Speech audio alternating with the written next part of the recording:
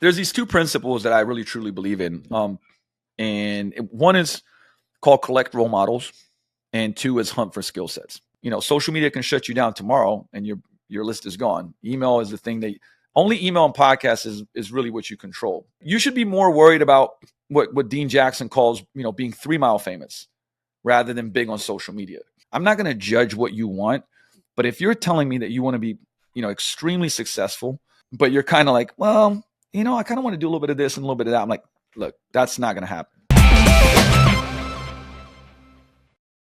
Hello and welcome to Gym World Worldwide.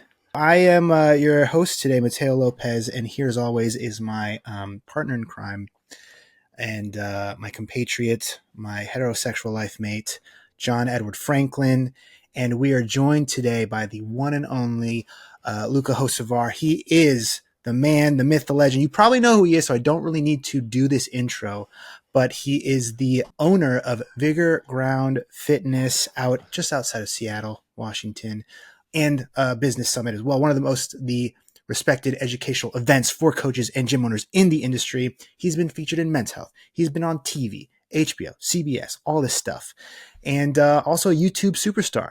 I think that he's got like a battle ropes tutorial, has like 1 million views on YouTube. There you go. Also recently launched the Built to Last coaching program with another friend of the show, Andy McCloy. So he's just a fitness legend. We've got him on the pod. We're going to talk about how to build a brand. We're going to talk about marketing. We're going to talk about how to offer a good service, how to do good coaching, how to get people to keep coming back, pay more, and maybe some other life lessons along the way. How was that? Is that good? Intro? That sounds delightful. Wow. Yeah. I feel like you got to give us your rundown too, right? Because Andy, you shoveled shit for a while, right? You have an interesting story. Yeah, you didn't start. It is making millions of dollars, did you? Oh, day one. It's interesting though, because it's a little bit of a different era. So sometimes I have to put myself in the shoes of somebody coming up today, and there's days I'll talk shit and judge and whatever it may be.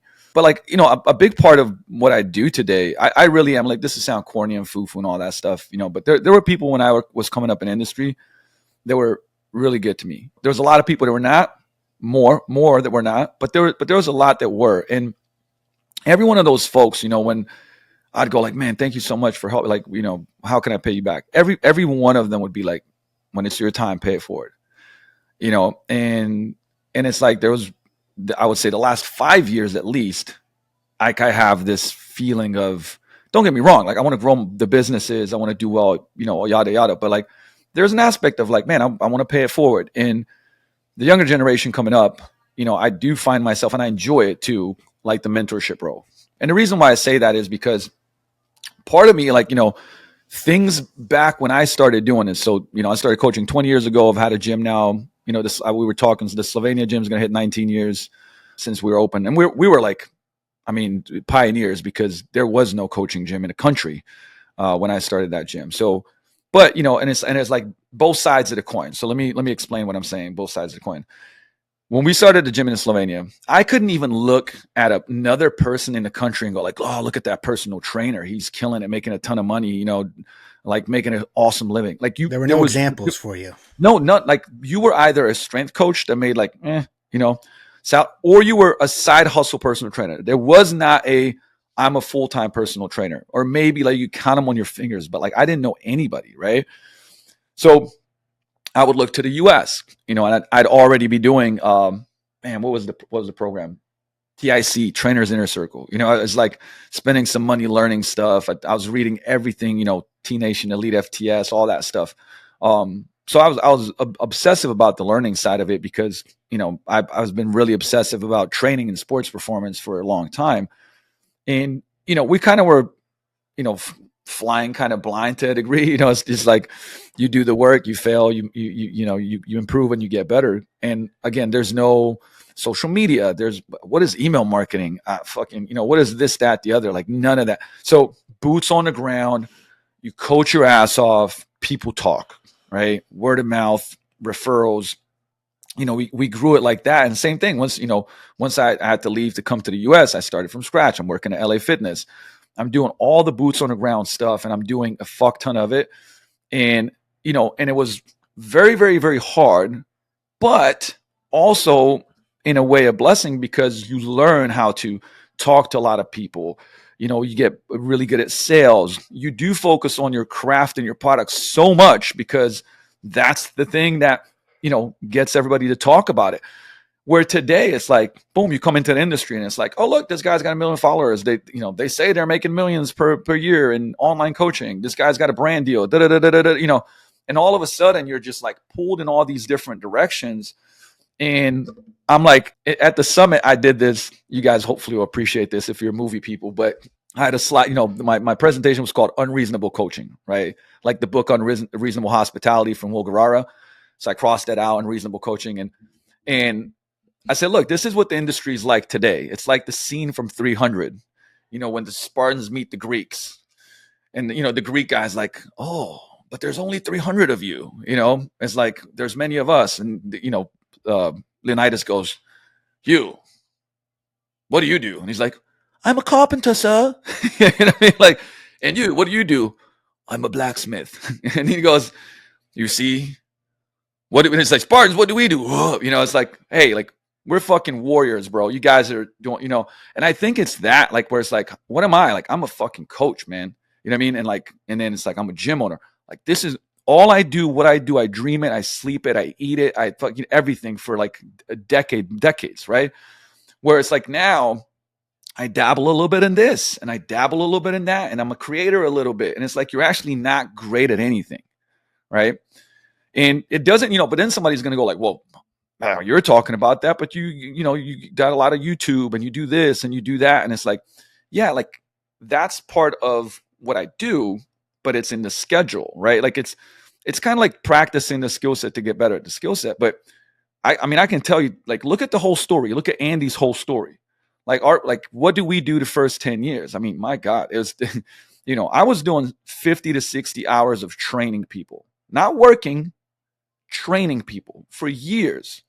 I wouldn't, and by the way, like I wouldn't even recommend, I don't have any of our coaches doing that. I mean, shit, like it's, nobody even trains 40 hours a week. I mean, not even 35. Like now I don't think that's a bad idea, because if me and you are coaching and Mateo, you're doing 15 hours a week, 20 hours a week, and it's like you got your work-life balance, but I'm like, man, I want to be the greatest coach ever. So I'm doing 45 hours a week of coaching.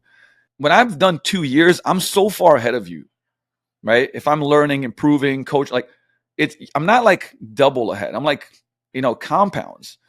And that's what people don't realize. And it's like, I always give the basketball analogy, right? Like the guy that I run into open run at LA Fitness, like, man, like I could crush this person. Like I'm trying to make it to college. I'm like, okay, cool. Well, tell me a little bit more about how much you practice. Well, I do about an hour, 3 days a week. I'm like, dude, there's somebody doing like 3 hours in the morning, 3 hours at night, 7 days a week, right? Like you're not going to beat that person. You're not. So there's just, the book, So Good They Can't Ignore You by Cal Newport is excellent read, because it talks about this, right? Career capital, deliberate practice. How many hours deliberate practice to build your career capital, and how the passion hypothesis is bullshit, right? You don't just run into something and love it. And so to me, like the younger generation now, I really try to instill this and just create a perspective of like, hey man, like I'm not going to judge what you want, but if you're telling me that you want to be, extremely successful, but you're kind of like, well, I kind of want to do a little bit of this and a little bit of that. I'm like, look, that's not going to happen. I've heard you talk about, and you're basically talking about it now, the importance of delivering an amazing service. And so I guess besides just knowing your shit and like how to construct a good program and training methodology, like what else makes a good coach? What else helps you create that amazing service where people are going to keep coming back? I'm going to go a route that maybe seems a little different and off. And it's something that I learned from Danny Meyer, who, probably greatest restaurateur of our time in a sense. I mean, the guy's, I think, has like opened 25 James Beard award-winning restaurants. And obviously the guy's opened Shake Shack, and who doesn't love Shake Shack? So, but seriously, one of my top business books that I recommend is like Setting the Table.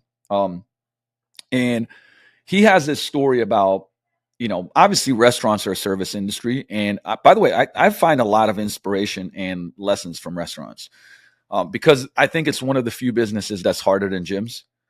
And it is. I think that's the hardest business in the world, for sure. Low margins, insane amounts of work, inventory, yada, yada, yada, right? But he has this thing in there and he talks about enlightened hospitality, right? And that people that do great in that business have what's called it's like a service reflex, right? It's almost like, hey, like, let me help you out, right? Like that's the natural tendency. But he gives this analogy, like if you have 100%, 100% is like elite, performer in that space. And he breaks it up into 49% is the technical, tactical side. And let's call that in coaching. It's like, hey, you know your anatomy, your kinesiology, your biomechanics, you understand movement, vectors of force production, Perlepin charts, blah blah blah blah blah. Right? You're great at coaching and cueing and so on and so forth. Well, if you are 100% proficient in that, it gives you 49% out of 100. Right? The other 51% is what he calls 51ers, and that's the other stuff. Now, what is the other stuff? And it's these 5 different emotional skills. And these are the 5. Number 1 is optimistic warmth. And what that means is genuine kindness, thoughtfulness, and just a sense that a glass is, always half full. And by the way, like if you've been in industry, you probably are like, oh yeah, I know exactly who you're talking about, right? Number 2 is intelligence, but not just like smarts, but like an insatiable curiosity to learn for the sake of learning. Like those people that are just like, man, I want to get better. I've been doing this for 20 years. Like this is every day. Like if you looked at my tabs, you'd probably freak out. But I'm always studying courses. I'm always reading. I'm like, I want to get better because I love this shit, right? So that type of intelligence. Number 3 is work ethic, like a natural tendency to do something as well as it can possibly be done. You know what I mean? And think about that. Like you meet people and be like, I'm just doing it good enough. Like I just want to get by. Versus like, man, I want to do this as well as I can, but not because at the end of that there's like a carrot necessarily, but it's just like my own integrity that like I want to do a great job and this makes me better, right? So that's number 3. Number 4 is empathy, an awareness of care for and connection to how others feel, and then also how your actions make them feel. And I think it's again how you make other people feel, which then leads to number 5, which is self-awareness and integrity. Right, which is an understanding of what makes you tick and a natural inclination to be accountable for doing the right thing with honesty and superb judgment. Right. So those are the 5 emotional skills that, make up the 51ers, right? The 51%. Danny Meyer talks about, like, what I've definitely discovered is that if you give me a sponge, so somebody that has those 5 things and knows very little about coaching and fitness, I can teach you to 49. Okay. It's very difficult to teach you to 51. You can be an environment that like kind of pushes you more towards, and they are skills, so they can't be learned. But man, that's difficult. That's difficult. So I think that in fitness, it's like, I don't know, from a perspective of a gym owner, somebody that like builds a team, now I'm looking for as many of those 51, those 5 skills. And then I'll teach you all the stuff. And I guarantee like you can have a great career in industry, versus like you can have every cert, know your shit inside and out. And like you are low on a scale of 1 to 10, if you're low on those skills, you're going to have a tough time, period. This is a people-based industry. It's a service-based industry.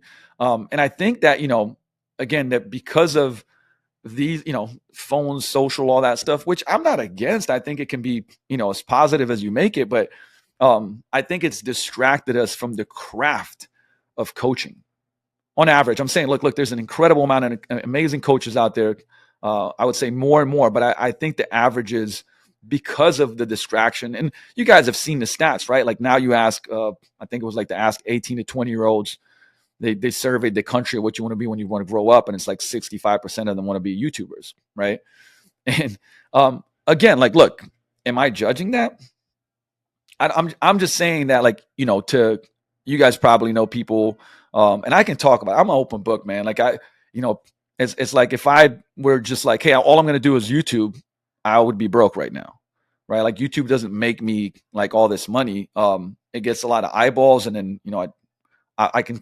By the way, like YouTube is still my like ninth side hustle, right?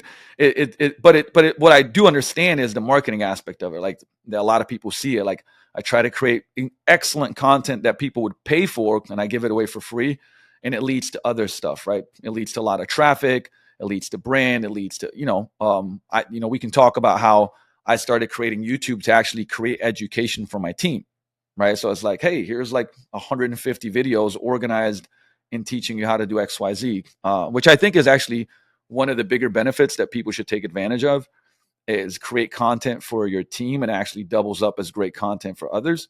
But again, I think most people don't know what it actually takes to be really successful online or on YouTube or all these different things. And like I will die, like listen, I will die on a hill when it comes to online training and say you cannot be a great online coach if you're not a great coach in person.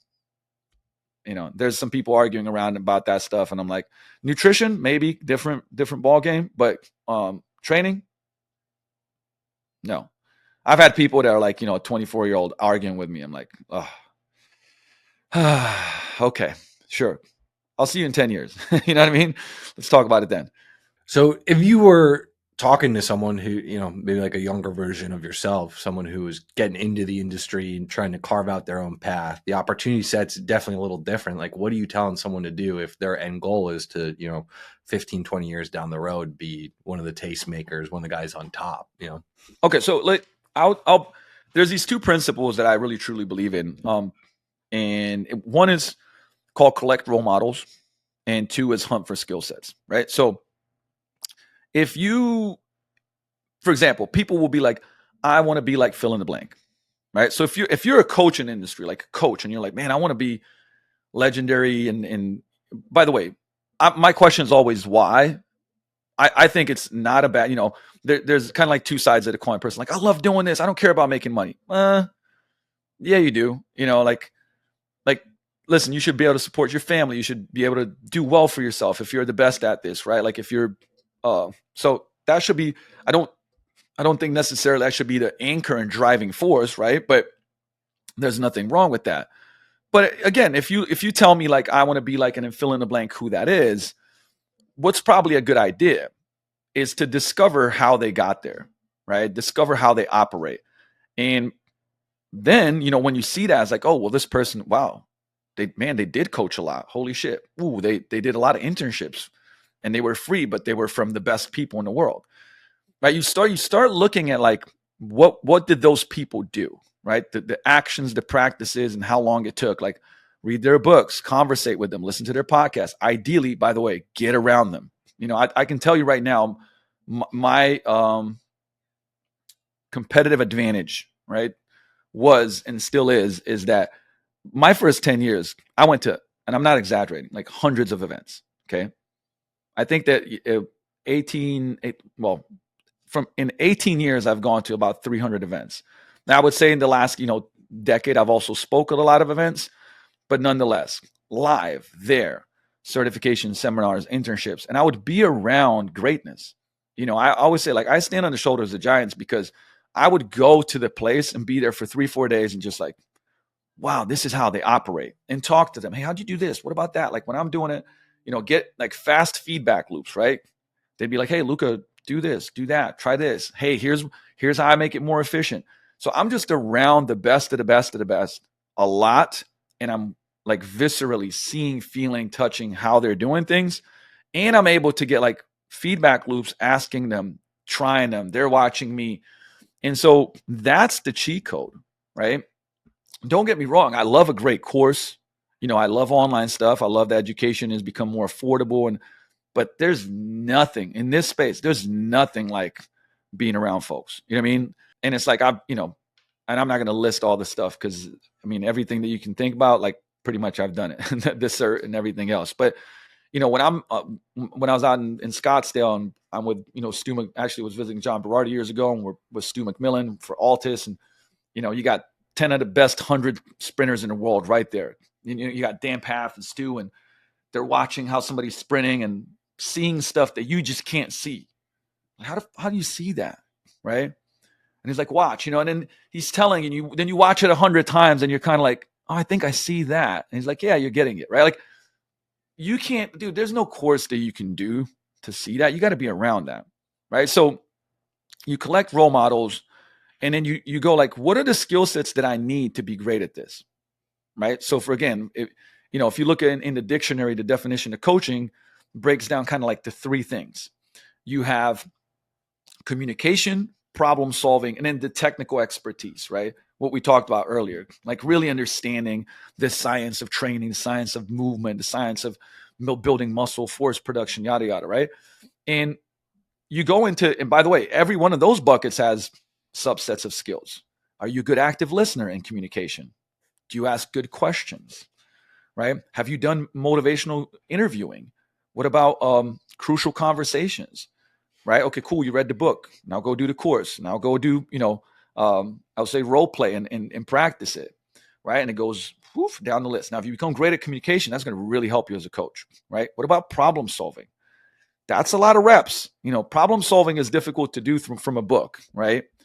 You can do some intellectual problem solving, but like in coaching, it's like you see the thing, you problem solve, you improve it, right? And you get better and better and better at those things. And the technical expertise, again, like, I mean, we could go down the list of, there's trainers that are like, man, I'm good at helping somebody move well and build muscle. Okay, great. What do you know about speed? Nothing. So it's like, oh, well, maybe you should study some of that, or acceleration or plyometrics, or right. Like, there's obviously that world is so wide, but that for me, was and continues to be an obsession. And I was like, okay, well, the best people in the world are really skilled at this, and this is how they operate. I see it. I've talked to them. I know it. And I buy all their books, get all their courses, go to their live certs, hire them as mentors, and I know that whatever you do, if it's coaching, if it's gym ownership, if it's podcaster, if it's, engineer, if you have a car service company, if you're in the top 1 to 3, 5% in the world, man, you'll be good. You know what I mean? Like you probably won't have to worry about like being broke. Okay. Unless you're really bad with financial management. But my point being is like, what I tell to the younger generation is like, I'll tell them that story and go, hey, like, you can't bring bottom 20, 30, 40 percentile work ethic, but be in the top 3 percentile of performance and production and money. It makes no sense. And I was listening to a podcast from Scott Galloway. While I don't agree with all the things he says, but like, he's a smart dude and he's done really well for himself. And I definitely agree on this front. He has this kind of like youth mentorship program of people that want to be in finance and business. And they did a survey, and it's like the average is like, hey, what do you want to make when you kind of, in the next whatever years? And they're like, oh, 650 grand a year. And he goes like, hey, do you know what percentage of people in America make 650 grand a year? And they're like, I don't know, like 20, 30, whatever. The number is, and I might be off here, but it's about 1% or less. It's less than 1%, I think. It's like 0.5 or we could look it up. I might be a little bit off. But then, they'd go like, yeah, like work-life balance is really important to me, right?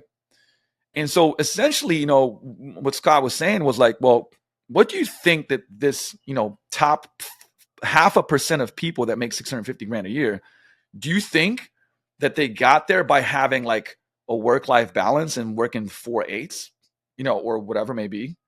No, they also worked in the top 0.5%, right? Which might be 60 to 70 for a long time. And then, yeah, maybe over time, now they have leverage with, different revenue streams and investments that pay them back, and they're paid for their knowledge and whatever, right?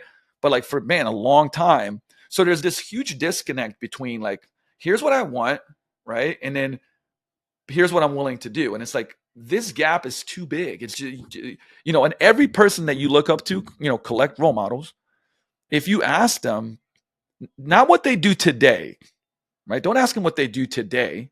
Ask them what they did for the first 5, 10 years. And you'll be like, oh shit, like I'm severely underperforming in work ethic and my perspective of what it takes to get there. And so, if I can just change some people's minds on that. And by the way, this is not like, I'm not saying like blindly work your face off, like be smart, but understand what it takes. I'm not just, don't just work more for the sake of working more, right? But do what's necessary, do what is required, right? And again, like I like training analogies because it's like people get training analogies.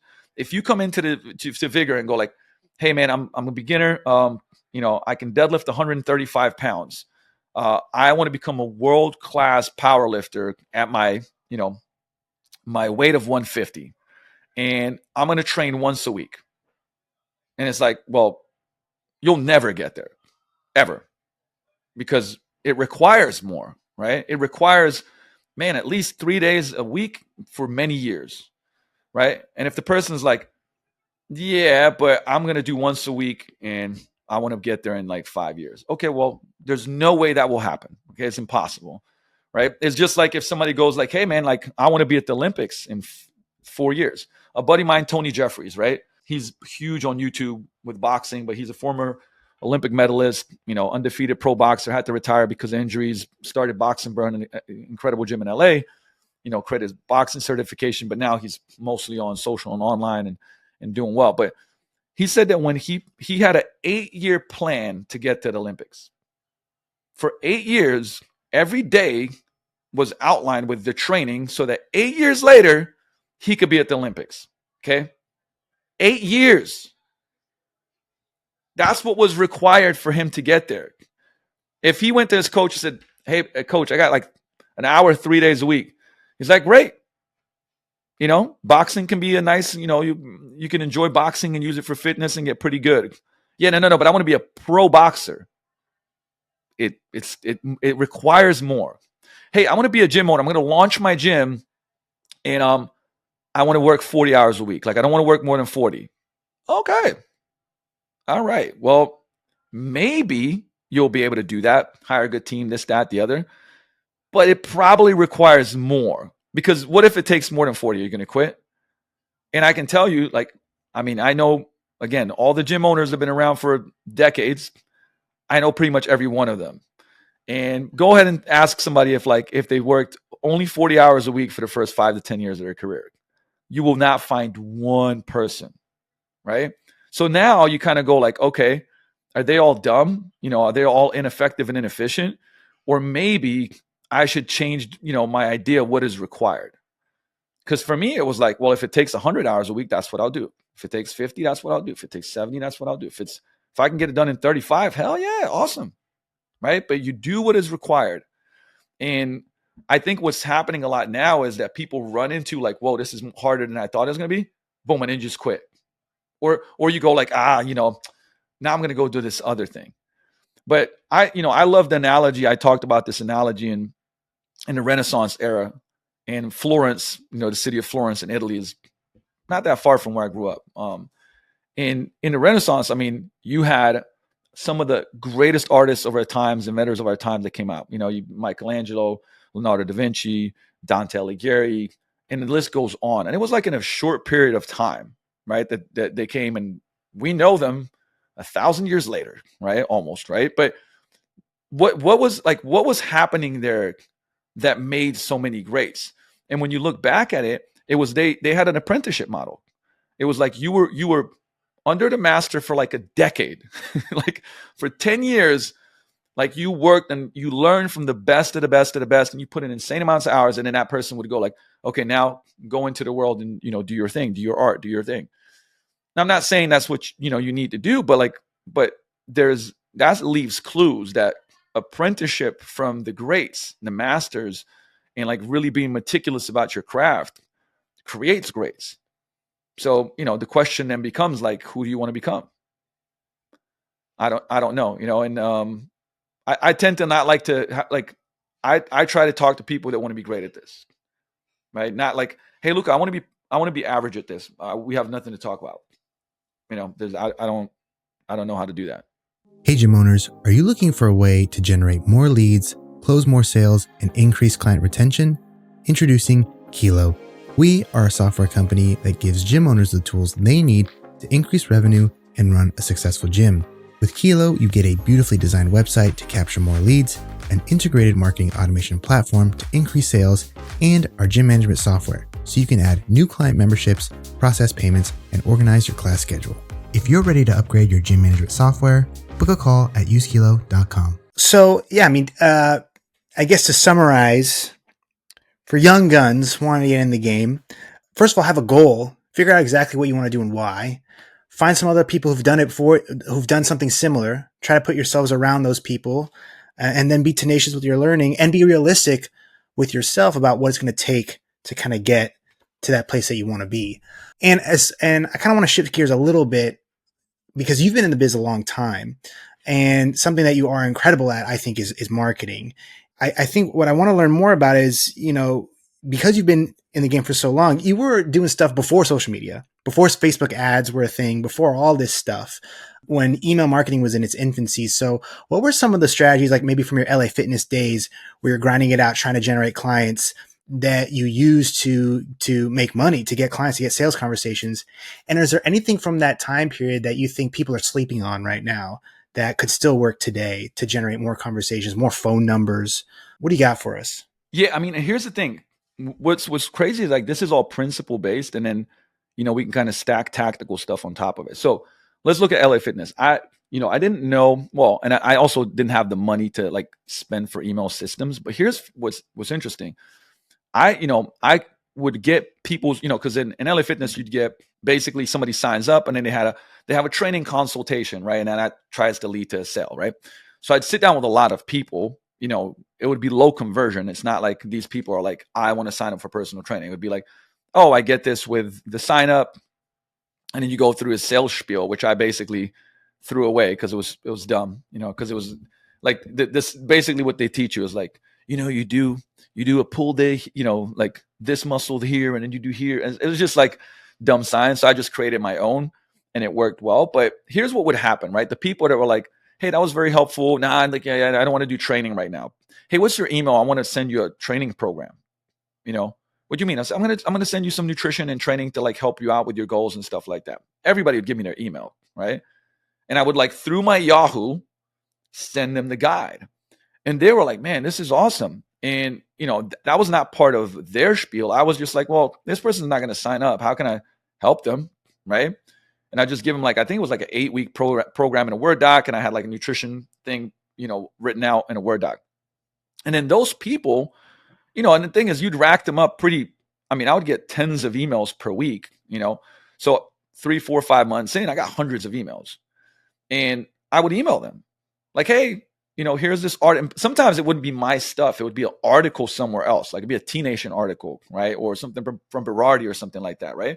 But I would become a resource for them for the education in fitness and nutrition. Okay, so what does that mean? Like you don't need, because it's very easy to go like, well, I can't afford an AWeber and I don't know what to do. And dude, just email them from your own email. That's what I would do because it was the start. What's interesting is that later on when I started my garage gym, guess what? I had an email list of all these people that I've been educating for at this point in time, 1.5 years. And I was like, hey, I'm starting my own like Rinse and Results Bootcamp. We're doing a 2-week free trial. Like, hey, hit me back. And again, this was like email me back, text me here type of thing. But the principles are the same. I became an authority and expert in their eyes on fitness, nutrition, training, how to transform. And then obviously like we built a relationship. I gave them relational equity, right? And when I opened my own thing and they were like, well, shit, I need to lose weight and I need to get in better shape. I gave them opportunity, front-end offer, 2-week trial to come in and do that. So that was one thing. Okay. Now the way that we do that today, email still works insanely well. But now you got social media platforms, you got podcasts, you got YouTube, you got, LinkedIn, you got whatever, you got a million different things. Pick 2 to 3. Email should definitely be one of them, right? And just get consistent with it. Like build a list, get followers. Although I'll say like, look, social media can shut you down tomorrow and your list is gone. Email is the thing that only email and podcasts is really what you control. So that's one thing. Another thing that I did that I think this is one that people have been and will continue to miss the boat on.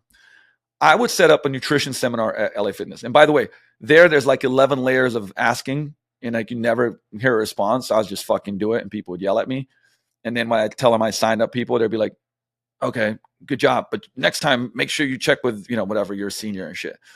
And I would just literally put up flyers and be like, nutrition seminar, simple way to drop weight, blah, blah, blah, blah. And I'd put some bullet points because I was learning like copywriting and bullets and all that stuff. And it's like the first one I vividly remember. There was like 9 people there, right? But out of those 9, I signed up 3 for some sessions because it was, session based back then. But same thing, like I was there, I did 1 hour and 15. I'm talking about simple stuff that they can do, like, hey, eat enough protein. It's thermogenic. It fills you up more, blah, blah, blah, blah, blah. And they're like, wow, like I didn't know that stuff, right? Hey guys, look, I'm going to make a nutrition plan if you sign up with, at least 4 sessions with me. And it's like, I was the first person doing that. And the thing is that, some people would talk shit like, this guy thinks he's too good, whatever. But guess what? Nobody else did it. And I would go like, hey, like you should do a thing. You should do a thing. Nobody wanted to do the thing. I kept doing them. And then people would start being like, man, that's the guy, man. Like, so I positioned myself inside of the gym, which had, 11,000 members, which probably about 2,500 only showed up. But nonetheless, like at least hundreds and hundreds of people knew who I was and were like, man, that guy's really good. Now, the other reason why they knew that I was really good, going back to what we talked about earlier, is you're seeing my clients and they're like, what the fuck? These guys are transforming. And I had some people that had like insane transformations, and those people would go, they're like, dude, what are you doing? Oh, that's my coach right there. That guy right there, right? And all of a sudden it's like, hey man, like Matt told me that like you've trained him, like holy shit, like man, I want to have results like his. All right, cool, let's sit down, right? So now if you encapsulate that, like what we're able to do today. So let's go back to this seminar workshop thing. I think this is one of the biggest missing links. If you're a brick and mortar business owner, like you should be more worried about what Dean Jackson calls, being 3 mile famous rather than big on social media, right? It will be much more powerful to be. And by the way, I was 3 mile famous way before I had, over 1 million, total followers on 3 platforms. Like, and by the way, I would still to this day prefer to be 3 mile famous as far to be successful in brick and mortar, right? Than all the other stuff. But I would do, like in 2014, I went 22 weeks straight doing a lunch and learn. 22 weeks, every week. I was at a company doing a lunch and learn, or an organization like, Renton Lions Club, Redfin, this, that, the other. And sometimes I'd have. Were you hitting these people up to like go speak, or what's the process? He there? just showed up. He just showed up and started. No permission. Like, I'm here to put on a presentation. No, so what I would do is basically twice. I recommend this to just at least once a week for people to spend an hour emailing, calling, texting, or going into the business, right? And going like, hey, and by the way, pitch a nutrition prezo, because if you go to a company talk about training, a lot of people probably don't train, but everybody can, lose weight with helping with nutrition and lifestyle changes and stuff like that. So I'd always have a nutrition lifestyle habit prezo, 30 to 45 minutes. And most companies are looking for this, by the way. They'll cover lunch, you come in, and you just have to like, sometimes I'd show up and there's 4 people. And I'd bring the fire like there's 400, and sometimes there'd be 40, 12, 27, 51, 8. Like, it doesn't matter. It's like I got the reps in, and at the end I make a pitch. Hey, like we'll sit down for a nutrition blueprint. Here's what's going to happen. Hey, no strings attached. A lot of times people choose to continue to work with us, but if not, you're going to have like a blueprint and a path on like how to change your nutrition. And if I had a room of 20 people, 8, 10, 12 are signing up for that. And I'm converting 2, 3. But here's what would happen, right? 6 months later, Jenny is like, hey, I remember when you came in and, talked about nutrition. It was really helpful. Like, I want to get help losing weight. I want to come to the gym, right? It's like this collateral branding that follows up later on. And it's like that. By the way, you can make a killer IG post. It won't touch you going and do 3 lunch and learns. A lot of times, we did contracts with companies where it was like, hey, we'd love for you to come and talk about nutrition, like, every 2 weeks, every 4 weeks, and we'll pay you. And I didn't even, I remember I did with a real estate company, and I was just like, for how long? For 3 months. Okay, that'll be 3,000. And they're like, okay, like fuck. It's like I was just throwing out numbers. I didn't know, they probably would have paid 5, 6, I don't know. But it all was like a great learning process. And by the way, what do you think I did with those people? I collected emails, which is a great like Kevin Hart story to, Kevin Hart collected millions of emails by collecting emails being live in front of performance, in front of people, 100,000, whatever it may be, right? Over the course of a decade plus, right? So I collected thousands of emails locally through, back then also we were doing stuff like Groupon, right? And we had a ton of people coming in through that. We got their emails. We email marketed to them. So I think that one is so if we break it down, let's summarize the three that we talked about here. Collect everybody's information and then deliver value and educate them, right? Edutainment, education, entertainment, and inspiration. Those are the three things that build brand, right? And just be consistent. Once a week, twice a week. That's one. Number two, yes, absolutely. If you get phenomenal results and get a great experience, people will talk about you. And then create a system for most people, like, get referrals, but they don't really have a system for referrals. Like, we have a 5-point referral system, right? Like, if you just start doing that and everybody did it that, just listening to the show, you'd get tens more clients in the next year for sure. Number three is like, become a local expert, authority, celebrity by getting in front of people. Dude, like I started doing, by the way, you can go on my YouTube 10, 12, 13 years ago, maybe more, where I'm recording my own, now you can do it with this, but like, with a camera, I record the seminar, I post it on YouTube, right? But you can see me doing a speed seminar, a habit seminar. I don't know how many nutrition seminars I got on YouTube. It's just me recording myself. But guess what? We'd have 20, 50. We had as many as 200 people for a free nutrition seminar that came in, saw me speak. I think we signed up like 20 people on a membership that day. Think about that. One nutrition seminar that made $4,000 per month in recurring revenue. Like, holy shit. And obviously, like, you have to lean into the fear of, public speaking. But it is such a incredible, like, way to, like, it's always, skin to skin is always going to be better. At the end of the presentation, hey, scan this QR code, text this, and we'll sit down with you and we'll create a blueprint for you, right? Boom, now you got them in front of you and you can do a, Frank Kern style collaborative close. So those principles now, I think, are just on steroids because I can do, I just did a nutrition seminar, 3-4 weeks ago? And I'm like, oh shit, we don't have the camera guy here. Boop, put my phone up on the stand, horizontal, record the whole thing, put it on YouTube, chop it up into reels, put it on IG.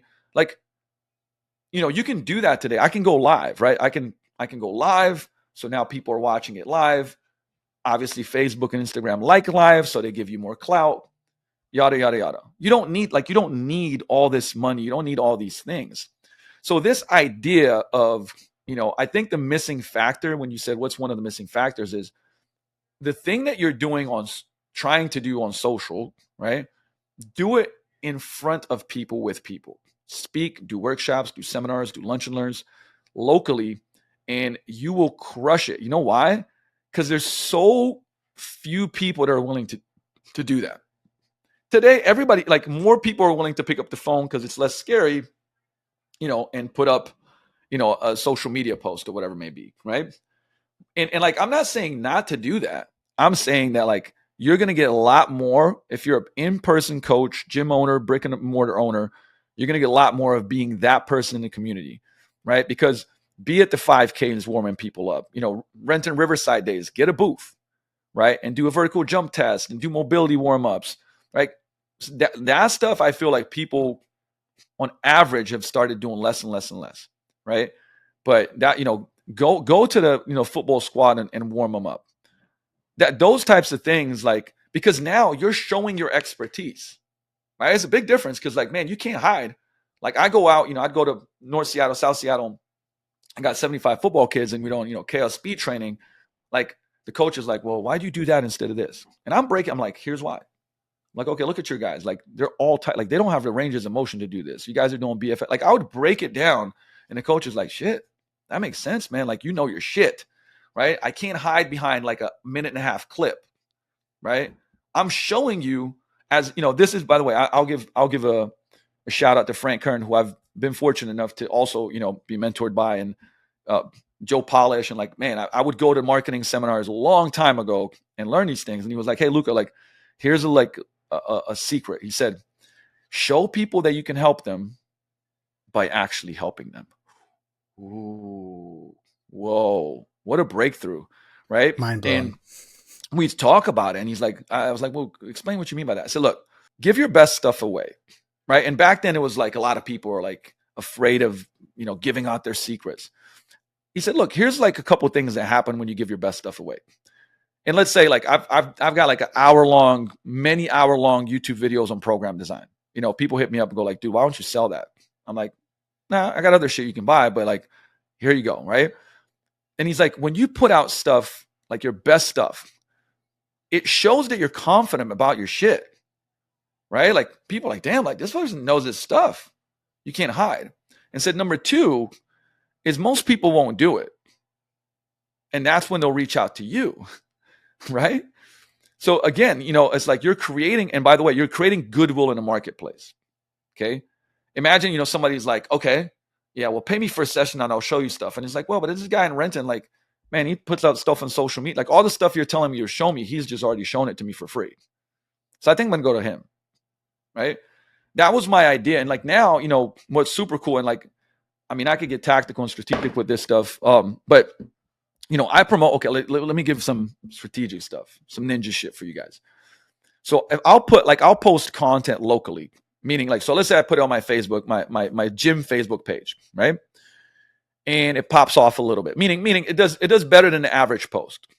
I will then, so the audience is telling me they like this content. Cool. Awesome. I'm going to run add views to that content. But here's what I'm going to do. I'm going to run it all around the world. Mexico, Pakistan, India, blah, blah, blah, like 50 countries. And as emerging markets, you're paying for 1/10 of the cost on a view, right? So let's say I could literally I can't screen share, but I just did one yesterday. It's me coaching, like mic'd up, just coaching people, talking about how important certain factors are in coaching. And it was doing well. And I put $60 behind it. It's at yesterday was at $14 spent and at 200,000 views, right? So when that's done, it'll probably be at like a 750,000 views. Okay. So that runs through. Then I go and then I run that content locally and I send it to a front end offer. See what I just did? Because people look at it like this: holy shit, local gym with 750,000 views and 1,000 shares. It's authority. It's social proof, right? And dude, there's all these studies showing like two of the same videos. One has a ton of views, one doesn't. One has a ton of comments, the other one doesn't. Which one do people watch? Like 95%, 100% of the time is almost like watching the one that has more because they're like, well, this shit must be good, right? So I'm using human psychology and then I'm running it locally to hey, we'll pay for 3-year VIP sessions. Here's our 30-day results in advance program, blah, blah, blah, blah, blah, right? So for very little, I just enhanced that. But the principle is the same. The content is valuable. I gave you really good shit. It's it's solving a problem for you. That's my two questions. Is it useful? Is it valuable? The person watching it is going to be useful for them to solve the problem if I know my audience, right? Again, what I just shared, that's useful and valuable. If you're a coach or a gym owner, that tip could probably, I don't know, do a lot of shit for you, make you a ton of money. But hey, don't worry. I'm not taking any commission. It's yours for free. And that's the whole mentality about everything. Like I've done podcasts, like I want to do a podcast series on principles and skills in coaching to become like elite and have an incredible career in coaching, right?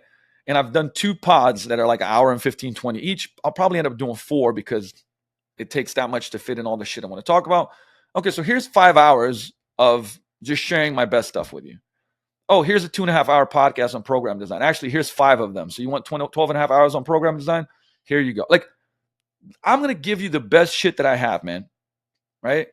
And then I'm going to create a course that's even better than the best shit I gave you, but just organized even better. And I'm going to sell, and it's simple. It's not easy because, sometimes it takes me a lot of time to put this stuff together. Like I have to sit down for hours to organize it. Okay, cool. Then I have to record it. Then guess what?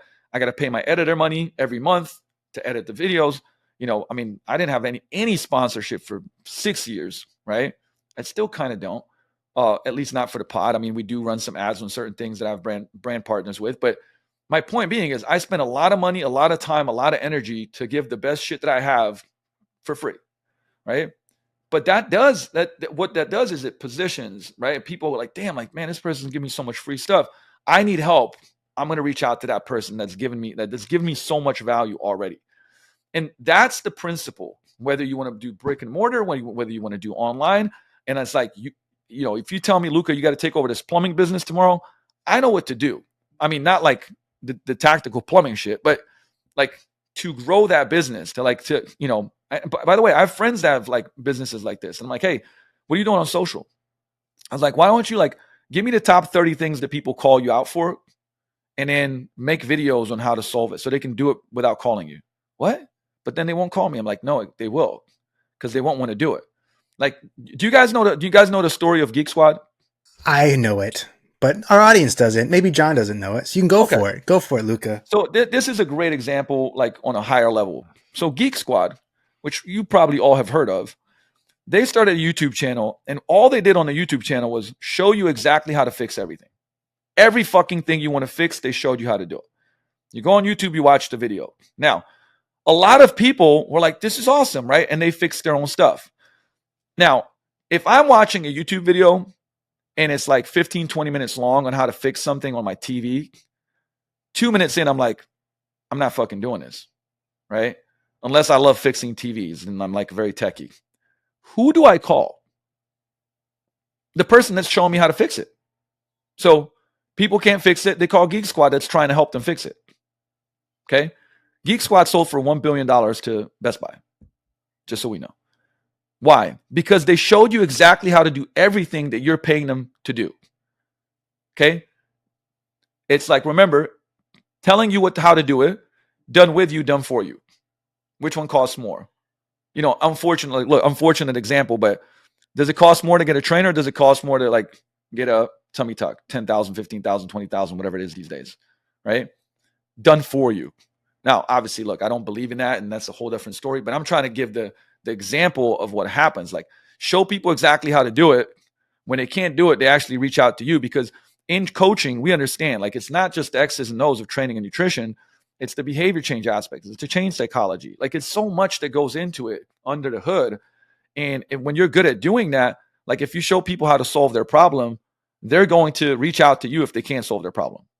So we're coming up at the end of time. We're going to have you back, Luka. There's lots of stuff we didn't get to. I'm more than happy to be back, man. We'll bring you back. I don't know if you notice, man. Like, if I start talking about any of this stuff, I light up. Not because I'm caffeinated, because I'm actually not, but I fucking love this, man. Like, you know what I mean? Like, I'm obsessed with this stuff. And well, speaking of that passion, you got a new project going on with our friend of the show, Andy. Tell people about that. I mean, there are a lot of resources. I think at least more today than there have been before, for people who want to get into training, who want to open a fitness business. So maybe tell us a little bit about what you got going on, and maybe why your approach to coaching other fitness business owners is different. Yeah, and like, here's the other thing too. When it comes to the fitness business, I've done it for almost 13 years now. I think Andy's been doing it for 6 to 7 on the business coaching side.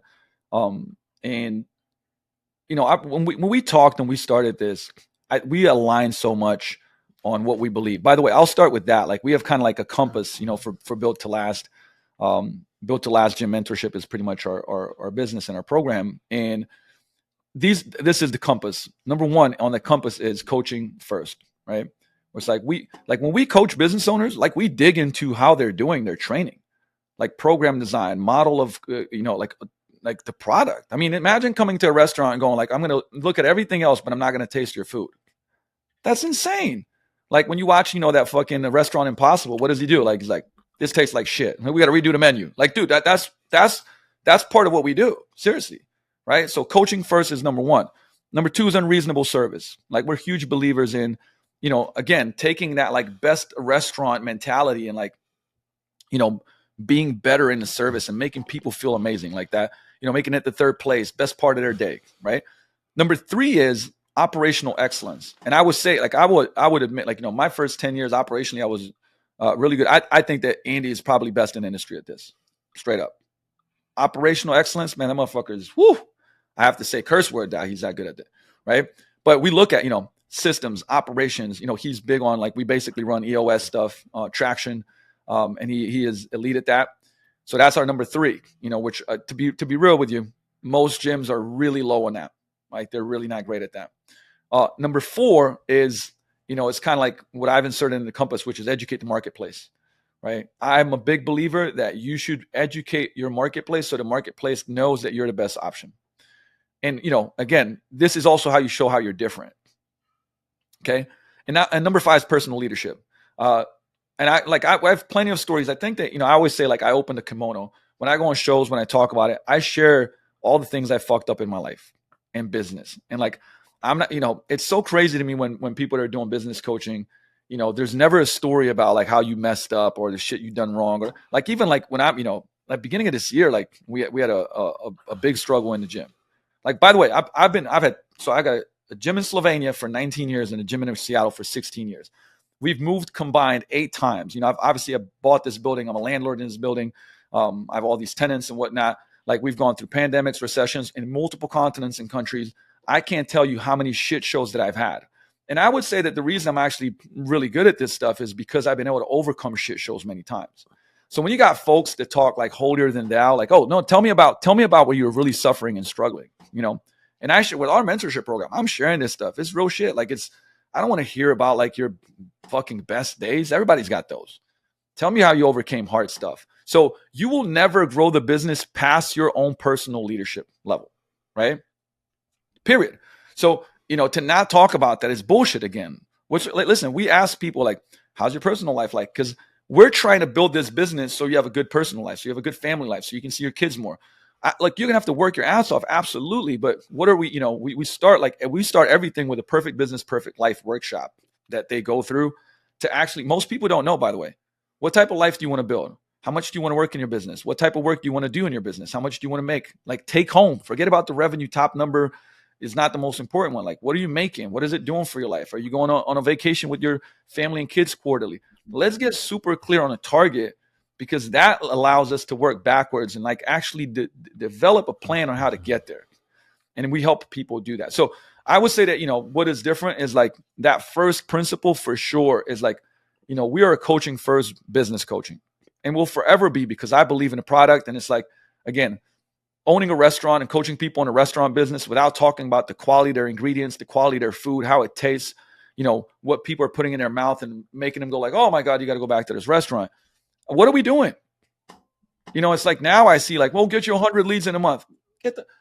Listen, 99% of gyms, if you get them 100 leads in a month, they can't do shit with it. I can't. If you give me 100 like 30-day results in advance program people, which I can do for myself because I know how to market, bro, we're fucked. Like 60 of those people can't get in with the coach. You know what I mean? Like, but it sounds good. But if you really know the industry, I'm like, you can't.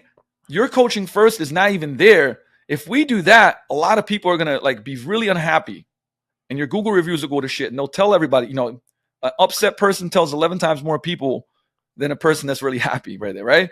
So if like, we know the industry inside and out, like, and I'm every day, you see these books behind me, like I'm in the weeds trying to get better at this stuff. Andy's in the weeds trying to get better at stuff. We live this shit day in, day out. It's like, seriously, it's an obsession.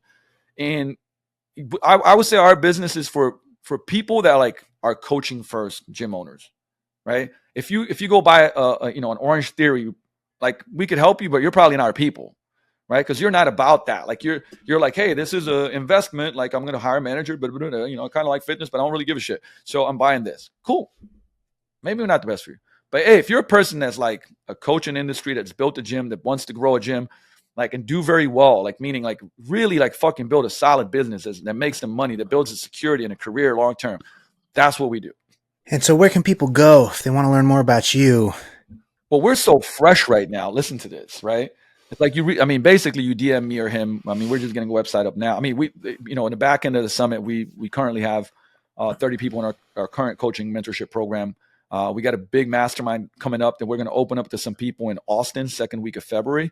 But we actually have the URL. It's builttolastgym.com. But for about 3 weeks, you won't find a landing page.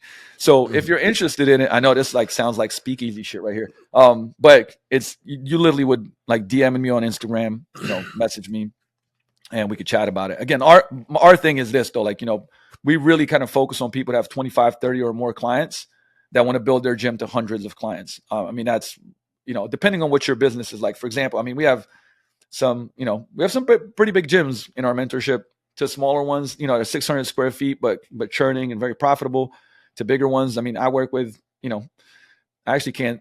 I got some NDAs that I can't say, but for example, I do some quarterlies for really big multi-billion-dollar chains, certain locations that I come in and help their teams and, you know, develop small groups, semi-private personal training, cultural leadership, stuff like that. But really, the principles are the same, right? They really are, and so, but that's who we focus on, and I mean, I personally think it's the best out of all the 13 years. This is the best thing that me and or Andy have ever done in the coaching space. It'll sound arrogant, but like we put so much effort into it, and it's the shit. And our focus is this. You know, if you ever heard that story, is like, hey, where's your client's yachts? You know, it's not like, hey, our success is because, you know, our coaching clients are successful. It's like when people are like, hey, dude, what's success for you? Like, man, my mission is to help my clients in the gym transform for good. Like, you know, when they've done that, I'm successful. I'm not successful because, you know, I have a high ticket program and people pay me and then it's like, hey, I'm doing XYZ revenue. No. Like, we're successful when our clients are successful. And that would be Luka Hosevar on Instagram, right? Just your name. That's it. That's how you can DM him. And John, where can people go if they want to learn more about us, what we got going on? At Mateo for the number 4 business. Mateo for business. Send him a DM.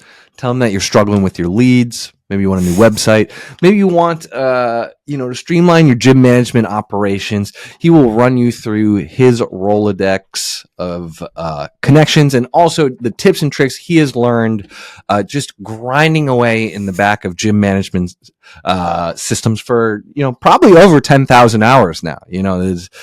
Luka's been doing 50, 60 coaching sessions a day.